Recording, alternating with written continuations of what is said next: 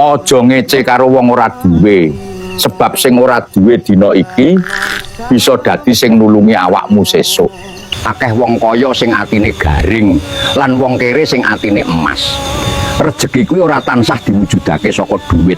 Rejeki sejati kuwi ora saka gaji, nanging saka rasa legawa lan pangapunten sing ora iso dituku.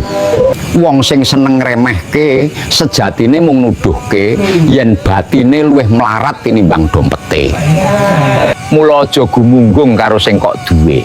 Sing duweni kuwasa sejati mung Gusti sing iso mbalekake tanpa kabar. Elinga le, wong ora duwe kuwi ora kanggo diremehke, nanging kanggo nguji sepira resike atimu saiki. Lengsa